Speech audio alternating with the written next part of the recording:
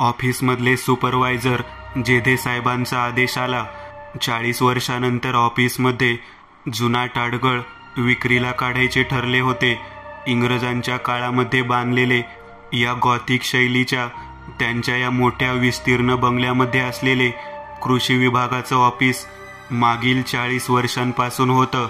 3 मजले असलेल्या बंगल्यामध्ये वरचा मजला कायम बंद असायचा. त्या भागामध्ये जुन्या फर्निचरच्या वापरलेल्या अनेक गोष्टी त्यात साठवून ठेवलेल्या होत्या. ऑफिसला कमी पडणारी जागा आणि साठलेली फर्निचरची आडगळ एकदाची विकायला काढायची, तिचा लिलाव करायचा, असं आमच्या सुपरवायझर साहेबांनी ठरवलेलं होतं. आमचे सुपरवायझर म्हणजे जेधे साहेब. त्यांच्या या कल्पनेला वरिष्ठ अधिकाऱ्यांनीही परवानगी दिली होती. तब्बल 80 फुटाची वरची इमारत होती आणि त्या संपूर्ण मजल्यामध्ये वेगवेगळ्या प्रकारचे साहित्य ठेवले होते.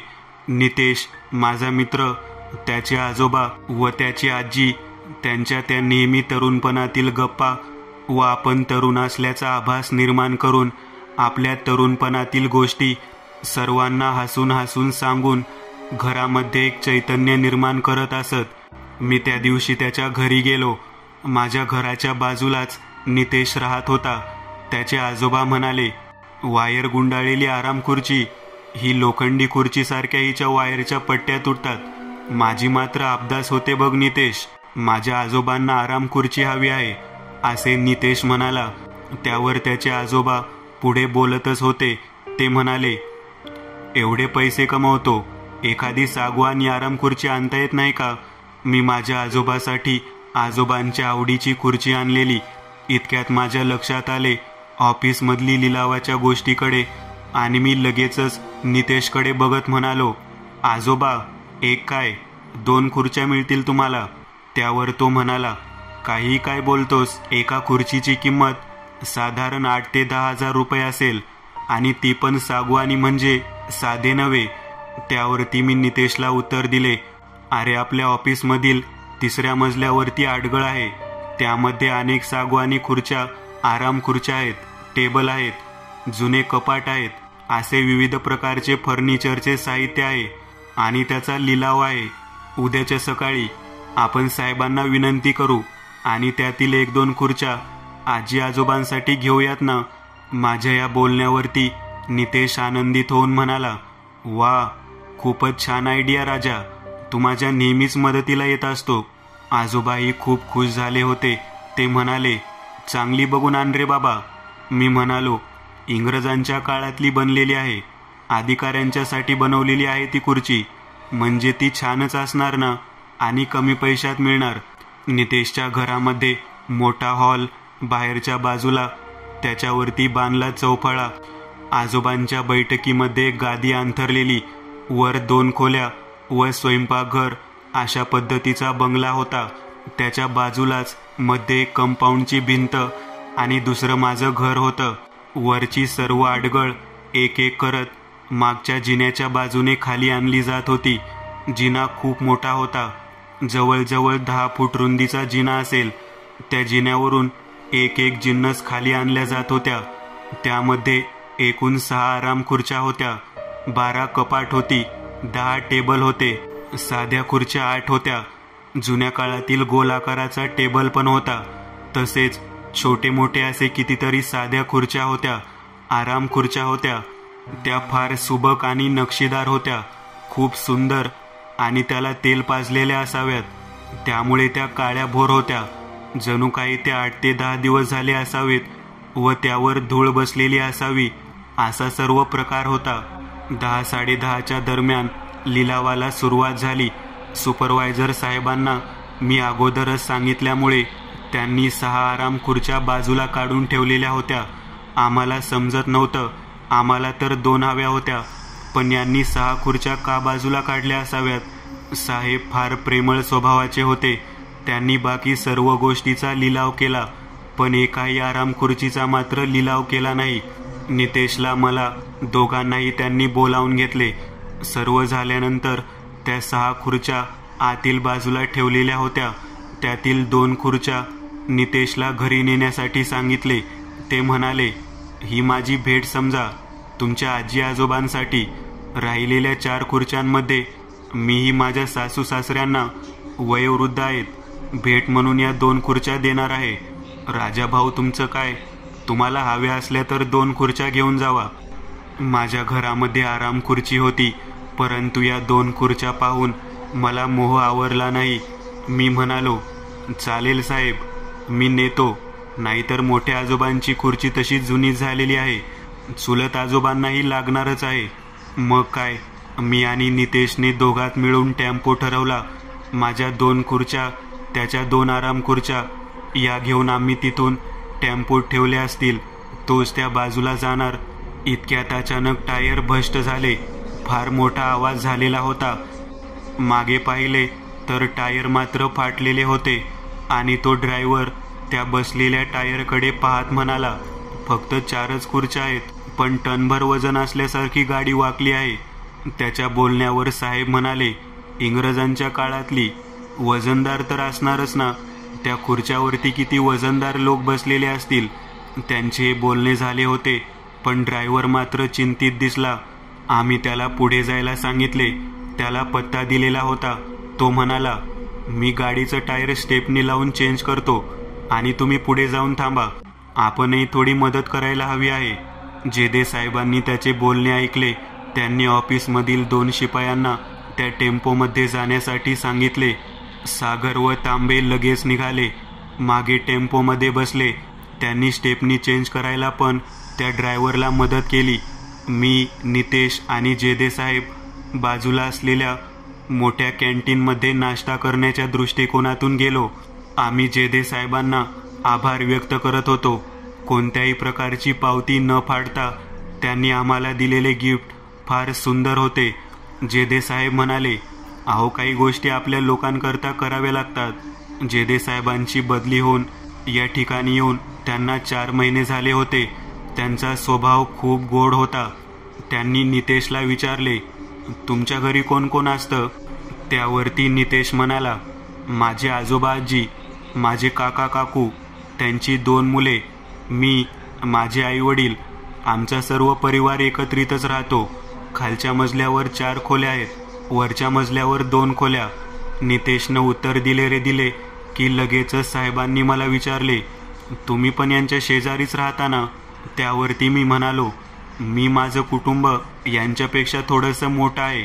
माझ्या घरी माझे मोठे आजोबा, माझे 2 चुलत आजोबा, माझे वडील, काका काकांचे 2 मुलं, मी, माझा लहान भाऊ, माझे 2 मुलं, असा आमचा सर्व परिवार राहतो. जेदे साहेब बरोबर होते. आराम खुर्ची पाठवत असताना तुम्ही सोबत जावा. त्यांनी सांगितले, आता तुम्ही जावा. त्या ठिकाणी तुमच्या त्या खुर्च्या वगैरे उतरवा. तुम्ही माझ्या घरी खुर्ची पाठवा, यासाठीच टेम्पोवाल्याला सांगतो. थोड्या वेळाने तांबे, सागर दोघेही माझ्या घरी जातील. त्यावरती आम्ही होकार दिला व आम्ही दोघेजण 2 व्हीलरवरती एकत्रितच घराकडे निघालो. ज्या वेळेला आम्ही रोडवरून जात होतो त्यावेळेला आम्हाला खूप आनंद झालेला होता.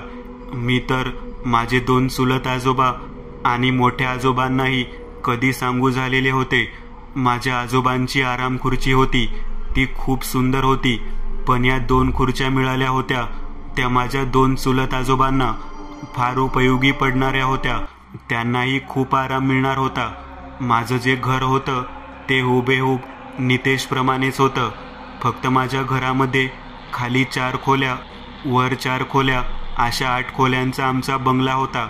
परंतु आमच्या कंपनीच्या बाहेरच्या बाजूला टेम्पो थांबलेला होता.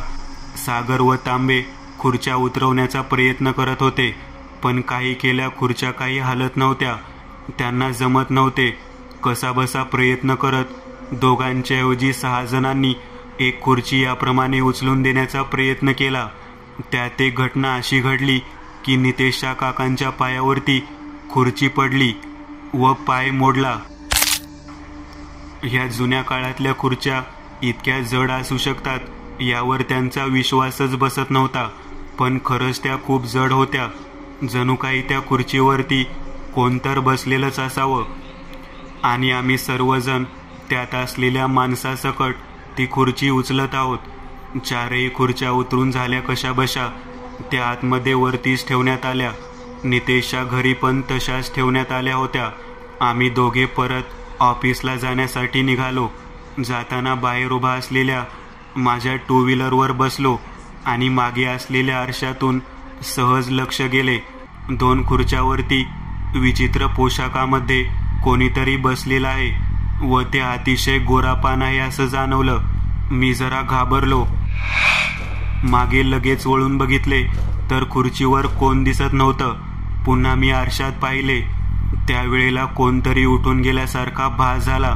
मी नितेशला म्हणालो, कोणीतरी बसल्यासारखं जाणवलं व तिथून उठून गेले रे नितेश. तो म्हणाला, काय बावळटासारखं बोलतोस रे तू. पण माझ्या मनाची काही खात्री होत नव्हती. नक्कीच कोणीतरी घरामध्ये गेलेलं होतं. खुर्चीवर बसलेला व्यक्ती गोरापान धिप्पाड होता. मी आरशात पाहिले होते. माझं संपूर्ण लक्ष घराकडे होतं. ऑफिसमध्ये पोहोचलो. तो टेम्पो पण ऑफिसमध्ये परत आणला होता. साहेबांनी पण त्यांच्या खुर्ची सागर तांबेला उचलून ठेवण्यास सांगितले. त्या खुर्च्या कशाबशा आतमध्ये ठेवल्या गेल्या. साहेबांचं घर आमच्या घरापासून 4 किलोमीटर लांब होतं. साहेबांच्या बोलण्यातून लक्षात येत होतं की त्यांच्या घरी त्यांचे सासू सासरे, त्यांची मंडळी, त्यांची मेहुणी, त्यांची मोठी मुलगी, लहान मुलगा असा परिवार होता. याच्या व्यतिरिक्त त्यांच्या आई वडिलांबद्दल विचारले असता ते नेहमी म्हणत असत की ते गावाकडे असतात, ते गावाकडेच राहतात. टेम्पो सुरू झालेला होता. मागे तांबे व सागर बसून निघालेले होते. थोड्या अंतरावरून पुढे टेम्पो वळणार तोच मला त्या 2 खुर्च्यांवर 2 लाल रंगाच्या कपड्यांमध्ये बसलेले 2 व्यक्ती दिसल्या. मी लगेचच साहेबांना व नितेशला म्हणालो, त्या खुर्च्यावरती कोणतरी 2 व्यक्ती बसलेले दिसत आहेत. माझ्या घरी पण मी घरातून निघताना त्या 2 आराम खुर्च्यावरती आरशामध्ये पाहिले असता अशाच 2 व्यक्ती बसलेल्या दिसल्या होत्या. जेदे साहेब हसत हसत म्हणाले, नितेश, रात्री बसतो का रे राजाभाऊ बरोबर तू? त्याला जरा वेगळी सवय आहे म्हणे. त्यावरती नितेश म्हणाला, तसं काही नाही साहेब. मला पण असं म्हणाला. आणि गोष्ट आम्हाला अशी जाणवली, त्या खुर्च्या मात्र खूपच जड आणि वजनदार आहेत. 5 ते 6 माणसाला खुर्ची मात्र उचलत नाही. एवढी जर तर खुर्ची नसते ना. आमचं बोलणं ऐकून साहेब सुद्धा जरा साशंक झाले. त्यांना मी परत म्हणालो, काहीतरी विचित्र प्रकार आहे. आपण आमच्या घरी जाऊन लगेच येऊयात साहेब. आम्ही लगेच साहेबांना घेऊन त्यांच्या 4 व्हीलरमध्ये बसून आमच्या घरी गेलो. घराकडे जात असताना गेट पूर्ण बंद होते. दोन्ही घरामध्ये असणारा कालवा अजिबात ऐकू येत नव्हता. हे एक प्रकारचं घर काळवंडलेल्यासारखं दिसत होतं. आतमध्ये प्रवेश केला असता घरातील एकही माणूस दिसत नव्हता. घरातील सर्व सामान अस्ताव्यस्त पडलेले होते. त्या 2 खुर्च्या अजिबात दिसत नव्हत्या. असं कसं काय झालं असेल हे आम्हाला समजत नव्हतं. आम्ही खूप घाबरून गेलो होतो. घर सर्व धुंडाळला पण घरात कोणीच नाही. बाजूच्या घरात आम्ही जाऊन आलो. त्या ठिकाणीही तीच अवस्था होती. घरातील एवढे असणारी माणसं अचानक कसं काय गायब झाली हे समजण्यापलीकडे होतं. साहेब हादरून गेले होते. त्यांनी लगेचच त्यांच्या गाडीत आम्हाला बसवले व त्यांच्या घराकडे निघाले. त्यांच्या घरापर्यंत जाईपर्यंत अर्धा तास लागला होता. तिथे गेल्यावर तीच अवस्था होती. त्यांच्या घरातील एक व्यक्ती पण हजर नव्हती. तेही अगदी तशाच पद्धतीने अस्ताव्यस्त झालेलं होतं. तांबे व सागर हे दोन्ही शिपाईही गायब होते. जो टेम्पो होता तोही दिसत नव्हता ना त्याचा ड्रायव्हरही दिसत नव्हता. हे नेमकं काय झाले हे बुद्धीला गंज लावणारे होतं. डोकं फुटण्याची वेळ आलेली होती. अचानक 3 लोकांच्या घरातली माणसं गायब झालेली होती. नक्कीच त्या आराम खुर्च्यावरती अदृश्यपणे दिसलेल्या त्या आकृतीनेच काहीतरी केलं असावं ही शंका अजूनच बळावलेली होती. लागलीच आम्ही एका नाथपंथीय साधूकडे गेलो. त्यांच्याकडे जाण्यासाठी अर्ध्या तासाचा प्रवास करावा लागला. हे जे विचित्र गोष्टी घडलेल्या आहेत याबद्दल आम्ही त्यांना कल्पना दिली. त्याने सांगितलं की ज्या ठिकाणापासून खुर्च्या आणल्या आहेत त्या ठिकाणी तुम्ही जा. तुम्हाला पुढची हकीकत समजेल आणि नंतर तुम्ही माझ्याकडे या. त्याने सांगितल्याप्रमाणे आम्ही लगेच आमच्या ऑफिसच्या 3ऱ्या मजल्यावरती गेलो. त्या सर्व खुर्च्या जशाच्या तशा तेथील सामान जसेच्या तसे तिथेच होते. ही गोष्ट आश्चर्यचकित करणारी होती. आम्ही सर्वजण भयंकर घाबरलेलो होतो. आपलं कुटुंब कसं असेल, कुठे असेल, या विचाराने आम्ही तिघेही धाई मोकलून रडत होतो. आमच्या समोरच जुन्या काळातल्या अलमारी होत्या. त्यांच्या आरशामध्ये सहज माझे लक्ष गेले तेव्हा त्या खुर्चीवरती लाल रंगाच्या कोटामध्ये बसलेली एक विचित्र आकृती दिसली. मग भयंकर घाबरलेल्या, भेदरलेल्या अवस्थेत आम्ही तिथून पळ काढला व लागलीच पुन्हा एकदा त्या नाथपंथीय साधूकडे गेलो. त्यावेळी त्यांनी सांगितले की ही संपूर्ण बांधलेली इमारत आहे, ही पूर्ण इंग्रजांच्या काळामधली आहे. या इमारतीला 2 जुन्या गोष्टी कारणीभूत आहेत. त्यातील जो तुम्ही ऑफिससाठी वापरतात त्याच्याच खाली असलेला गुप्त तळमजला व 3रा मजला. तुमचं सर्व कुटुंब या ठिकाणी आहे आणि हे सर्व कुटुंब तिथे यायला कारणीभूत त्या 6 आराम खुर्च्या आहेत, ज्या त्या इंग्रज अधिकाऱ्यांच्या आत्म्यांनी ग्रासलेल्या आहेत. तुम्ही त्यांच्या रोजच्या बैठकीतल्या खुर्च्या तिथून हलवल्या म्हणून त्यांनी हे तुमचे कुटुंब हलवण्याचे काम केलेले आहे. आम्ही त्या साधूला विचारू लागलो, आता या गोष्टीवर उपाय काय? त्यावर त्याने सांगितले की ही संपूर्ण बाधित जी जागा आहे तिला बाधामुक्त करणे गरजेचे आहे. तुमच्या कुटुंबाला तिथून बाहेर काढण्यासाठी भयंकर प्रयत्न करावा लागणार आहे. तुम्ही सर्वजण मिळून माझ्याबरोबर त्या ठिकाणी चला. फक्त एक अट अशी आहे, त्या ठिकाणी जाण्यासाठी रात्रीची वेळच योग्य ठरणार आहे. त्यामुळे आपण रात्री त्या ठिकाणी जाऊ.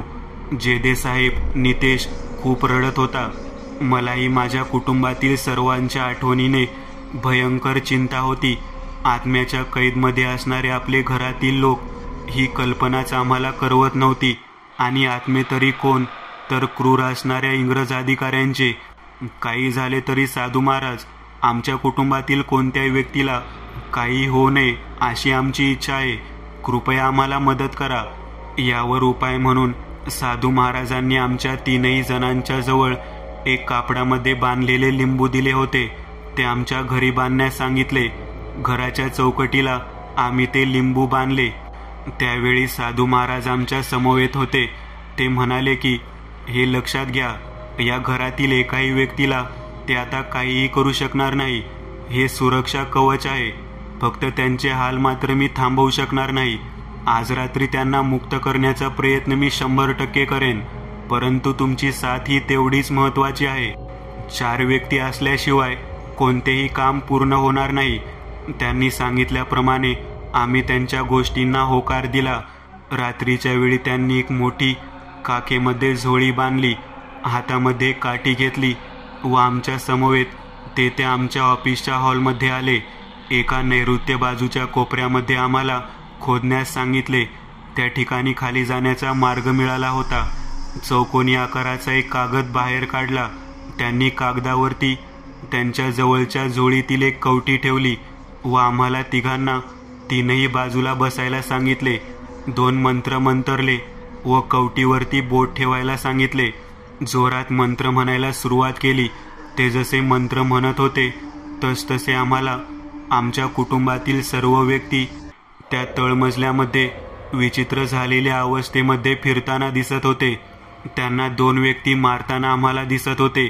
काही जणांच्या हाताला, गळ्याला साखळदंडाने बांधलेले होते, तर काही जणांना अटक केलेले होते. आमचे सर्वांचे कुटुंबीय आम्हाला दिसत होते. हे सर्व चित्र आम्ही इंग्रजांनी केलेल्या आपल्या भारतीय जनतेवर अत्याचार याप्रमाणे दिसत होते.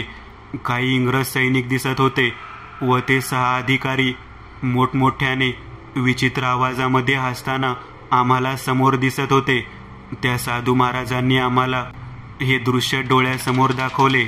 साधू महाराज सांगू लागले, आता सर्वात महत्त्वाची गोष्ट म्हणजे 4ही कोपऱ्यातून आपल्याला 4घांना इथे उकरावे लागणार आहे.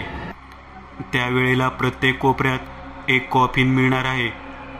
या कॉफिनमध्ये असलेल्या या 4 इंग्रजांच्या अधिकाऱ्यांचे प्रेत असतील. त्या 4ही जणांचे प्रेत आपल्याला बाहेर काढायचे आहे व त्यावरती माझ्या जवळील मंतरलेले पाणी टाकायचे आहे. शेवटी 2 मुख्य अधिकारी राहतात. त्यांचे वास्तव्य 3ऱ्या मजल्यावरती आहे. त्यांना त्या ठिकाणी जाऊन आपल्याला त्यांना मुक्त करावायचे आहे.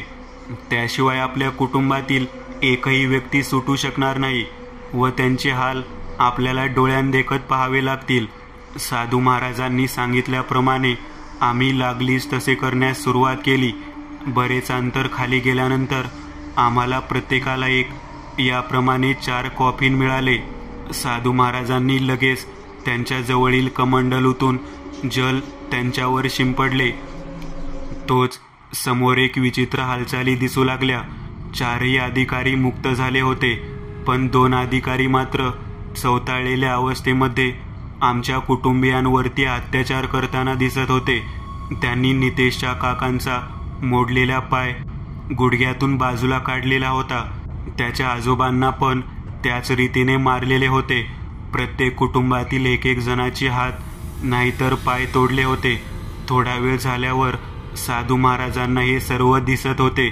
ते म्हणाले, आपल्याला लागलीच 3ऱ्या मजल्यावर असणाऱ्या त्या हॉलमध्ये जावे लागणार आहे. क्षणाचाही विलंब न करता आम्ही सर्वजण त्या हॉलमध्ये वर निघालो. जेदे साहेब हे त्यांचे सासू सासरे त्यांचे झालेले हाल पाहून फार विचित्र पद्धतीने रडत होते. वरच्या मजल्यावर आल्यानंतर आम्हाला समोर आम्ही लिलावात काढलेले सर्व साहित्य जसेच्या तसे दिसत होते. मात्र ज्या ज्या लोकांनी ते साहित्य विकत घेतले होते ती लोक त्या 3ऱ्या मजल्यावरती उलटी लटकवलेल्या अवस्थेमध्ये दिसत होती. इतके भयानक होते की त्यांचा किंचाळण्याचा आवाज तिथे उपस्थित असलेले इंग्रज सैनिक आणि ते 2 अधिकारी व त्यांचा अत्याचार पाहून मन सुन्न झाले होते. विविध साहित्य विकत घेतलेल्या प्रत्येक कुटुंबातील माणसाला ते आमच्या समोर कापत होते. त्यांच्यासाठी कोणीही सुरक्षा कवच नसल्यामुळे त्यांचा जीव वाचवणे अशक्य होते. कित्येक जणांना बेदम मारहाण चालू होती. गोष्ट इतकी भयानक होती की आम्ही काहीही करू शकत नव्हतो. वरच्या सामानाच्या रूमच्या एका कोपऱ्यामध्ये भिंतीत दडवलेल्या अवस्थेमध्ये एक कॉफिन आहे असे आम्हाला साधू महाराजांनी सांगितले. आम्ही लागलीच त्या ठिकाणी जाऊन ते भिंत खोदण्यास सुरुवात केली. जरा वेळाने एक मोठे कॉफिन मिळाले. त्यानंतर लगेचच त्याच्यावरती साधू महाराजांनी पाणी टाकले. तिथे दिसणाऱ्या 2 अधिकाऱ्यांपैकी एका अधिकाऱ्याला मुक्ती मिळालेली होती. आता फक्त एकमेव अधिकारी राहिलेला होता जो मुख्य होता. त्याने अत्याचाराचा कहर केला होता. प्रत्येक उलटे लटकवलेल्या त्या व्यक्तींची मुंडके त्यांनी कापलेली होती आणि तो भयंकर आवाजामध्ये हसत होता. आता केवळ त्याचं प्रेत असलेल्या कॉफिनला हुडकून त्याला पण मुक्ती देणं गरजेचं होतं. पण ते कुठे आहे हे मात्र मला अजिबात समजत नव्हतं. खूप ओळखण्याचा प्रयत्न केला तेवढ्या साधू महाराजांनी सांगितले, ज्या कपाटामध्ये तुम्हाला आरशामध्ये खुर्चीवर बसलेली व्यक्ती दिसली होती ते कपाट कुठे आहे ते ओळखा. त्याच्या आतच ते प्रेत आहे.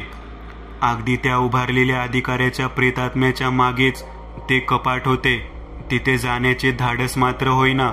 तेव्हा त्या नाथपंथी साधू महाराजांनी त्यांच्या झोळीतून थोडे भस्म काढले व त्या दिशेने फुंकरले. त्या सरशी तो अधिकारी मागे भिंतीला जाऊन धडकला व जेदे साहेब आणि नितेश कपाटाजवळ गेले.